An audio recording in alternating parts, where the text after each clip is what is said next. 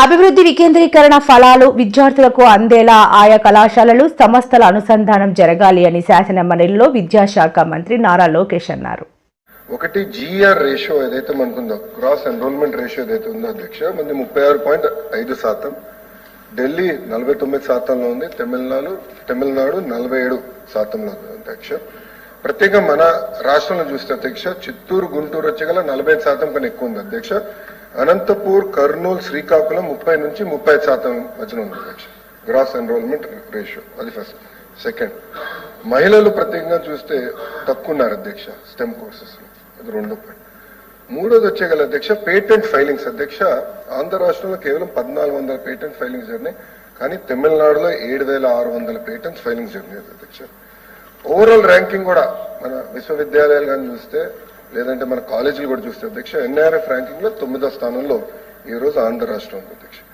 PhD students వచ్చేగల Andhra రాష్ట్రంలో 5600 మంది ఉంటే తమిళనాడులో 29,000 మంది ఉన్నారు అధ్యక్ష. అంతేకాకుండా అధ్యక్ష ప్రస్తుతానికి ఎలాంటి ట్రాకింగ్ మెకానిజం కూడా మన దగ్గర లేదు అధ్యక్ష. అంటే ఎంతమంది పిల్లలు ప్లేస్మెంట్స్ జరిగినాయి, వాళ్ళ జీతాలు ఏంటి, ఇవన్నీ కూడా ఆ వివరాలు మన దగ్గర ఈ రోజు లేవు అధ్యక్ష. సో అలాంటి పరిస్థితుల్లో గౌరవ ముఖ్యమంత్రి గారు 2014లో అమరావతిని రాజధానిగా ప్రకటించినప్పుడు అధ్యక్ష ఒకే రాష్ట్రం ఒకే రాజధాని అభివృద్ధి వికేంద్రీకరణ నినాదంతో మొదలుపెట్టారు అధ్యక్ష. దాంట్లో భాగంగా అనంతపూర్కి కియా వచ్చింది, చిత్తూరు, కడపకి ఎలక్ట్రానిక్స్ మ్యానుఫ్యాక్చరింగ్ సంస్థలు వచ్చినాయి, రెన్యూవబుల్ ఎనర్జీ కర్నూలుకి వచ్చింది, ఇప్పుడు డ్రోన్ సిటీ కూడా అక్కడికి వస్తుంది. అంటే ఇది ఎందుకు చెప్తున్నానంటే అధ్యక్ష అభివృద్ధి వికేంద్రీకరణ చేయాలంటే అక్కడ ఉన్న ఐటీఐలు కానివ్వండి, పాలిటెక్నికల్ కానీ ఇవన్నీ కూడా చాలా ఫోకస్డ్ గా ఆ కరికులం తీసుకురావాల్సిన అవసరం ఉంది అధ్యక్ష. అధ్యక్ష మన ప్రభుత్వ అధికారులకు వచ్చిన లీప్ పేరుతో, అంటే లెర్నింగ్ ఎక్సలెన్స్ ఇన్ ఆంధ్రప్రదేశ్ పేరుతో సెక్టర్ స్పెసిఫిక్ ఇన్స్టిట్యూషన్స్ ని ఫోకస్ చేసి ఈ క్లస్టరింగ్ ఏదైతే కాలేజీలు కానీ, పాలిటెక్నిక్స్ కానీ, ఐటీఐ, యూనివర్సిటీలు చేయాలనేది ఒక నిర్ణయం అధ్యక్ష. రెండోది ఇండస్ట్రీ లెడ్ కరికులం అధ్యక్ష. ఇక్కడ యాప్షీ చైర్మన్ గారు వచ్చారు, ఆయన కూడా ఎన్ఐటి వరంగల్ నుంచి వచ్చారు అధ్యక్ష. ఆయనకి ఏం చెప్పాలంటే ఇండస్ట్రీతో కనెక్ట్ అవ్వండి, అందరితో మాట్లాడని చెప్తాను జరిగింది అధ్యక్ష. ఇది ఎందుకు చెప్తున్నా అంటే మొన్న నేను మహిళా యూనివర్సిటీకి వెళ్ళి అక్కడ వీసీ గారితో మాట్లాడినప్పుడు 2-3 విషయాలు నేను డేటా కూడా చూశాను అధ్యక్ష. కంప్యూటర్ సైన్స్ ఫీల్డ్ అన్ని ఫుల్ అవుతున్నాయి, కానీ లాంగ్వేజెస్ కానివ్వండి, ఆర్ట్స్ కానివ్వండి, హిస్టరీ కానివ్వండి అక్కడ ఫిల్ అవ్వట్లేదు. చాలా చదివితే విద్యార్థులు దానిపైన శ్రద్ధ చూపించట్లేదు. కానీ అధ్యక్ష నేను చదువుకున్నప్పుడు మొన్న మేము మా మిత్రులతో కలిసాం 10th క్లాస్తో, మా బ్యాచ్ మేము కలిస్తే ఒక 42 మంది ఉన్నాం 10th క్లాస్ మా సెక్షన్ లో. 2 ఇతర దేశాల్లో లాంగ్వేజెస్ పైన రీసెర్చ్ చేస్తున్నారు, లాంగ్వేజ్ సంబంధించిన వర్క్ చేస్తున్నారు అధ్యక్ష. సో అప్పుడు నేను మేడం గారికి ఏం చెప్పానంటే ఇండస్ట్రీ లింక్ చేద్దాం మనం.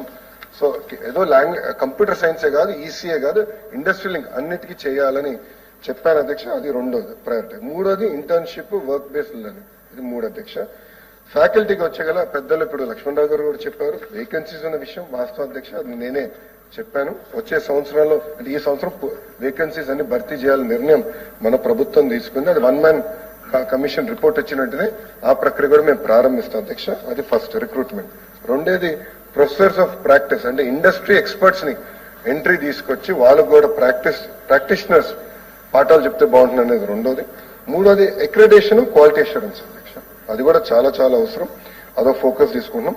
ఫ్యాకల్టీ డెవలప్మెంట్ ప్రోగ్రామ్, అంటే కెపాసిటీ బిల్డింగ్, వాళ్ళకి కావాల్సిన ఇంటర్నేషనల్ ఎక్స్పోజర్ విజిట్స్ ఇవన్నీ కూడా ఏర్పాటు చేయాలని నిర్ణయం మన ప్రభుత్వం తీసుకుంది అధ్యక్ష.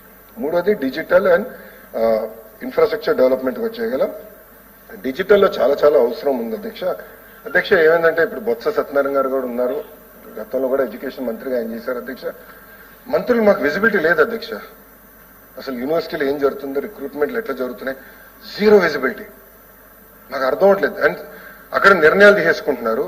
లీగల్ లిటిగేషన్ వచ్చిన తర్వాత కమిషనర్ గారికి, సెక్రటరీ గారికి, మంత్రులకు నోటీసులు వస్తున్నాయి అధ్యక్ష. సో విజిబిలిటీ లేదు. కేంద్ర ప్రభుత్వం సమర్థన ఒక ఈఆర్పీ తీసుకొచ్చింది అధ్యక్ష. ఆ ఈఆర్పీ ఢిల్లీ యూనివర్సిటీలో అమలు చేశారు. ఆ ఈఆర్పీని అన్ని విశ్వవిద్యాలయాల్లో అమలు చేయాలి. AI based tracking, integration, state wide accreditation system కూడా ఏర్పాటు చేయాలని లక్ష్యంతో మన ప్రభుత్వం తీసుకుంటుంది అధ్యక్ష. అది 3వ అంశం. 4వది వచ్చేసి అధ్యక్ష research and global out reach. ఇప్పుడు రీసెర్చ్ విషయంలో నేను ఇప్పుడు చెప్పాను అదే, రీసెర్చ్ విషయంలో మనం చాలా వెనుకబడున్నాం. రీసెర్చ్ పైన ఎక్కువ ఫోకస్ చేయాలి. నేను కూడా ఎన్విడియాతో కలిసినప్పుడు వాళ్ళు చాలా చెప్పాను. ఒక సెంటర్ ఆఫ్ ఎక్సలెన్స్ ఆంధ్ర యూనివర్సిటీలో ఏర్పాటు చేయమని నేను కోరాను అధ్యక్ష. వాళ్ళు పెడతానని చెప్పారు. అట్లా రీసెర్చ్ అండ్ ఇన్నోవేషన్ పైన ఎక్కువ శ్రద్ధ పెడతాం. స్టార్ట్అప్ ఇంక్యుబేషన్ దాంట్లో కొంత వర్క్ జరిగింది అధ్యక్ష, అది బలోపేతం చేస్తాం. గ్లోబల్ టాలెంట్ కూడా రావాలి అధ్యక్ష, టీచింగ్ టాలెంట్ రావాలి, విద్యార్థులు కూడా రావాలి. అంటే ఇంటర్నేషనల్ స్టూడెంట్స్ మన విశ్వవిద్యాలయాలు చదవాలనేది లక్ష్యంగా పెట్టుకున్నాం అధ్యక్ష. అది లాస్ట్ ఇది బ్రాండింగ్ కూడా చేయాలనేది ఒక నిర్ణయించుకున్నాం. అంటే స్టడీ ఇన్ ఆంధ్రప్రదేశ్ మన ఫోకస్ చేయాలని లక్ష్యంతో మన ప్రభుత్వం పనిచేస్తుందని గౌరవ సభ్యులు తెలుపుతున్నారు అధ్యక్ష.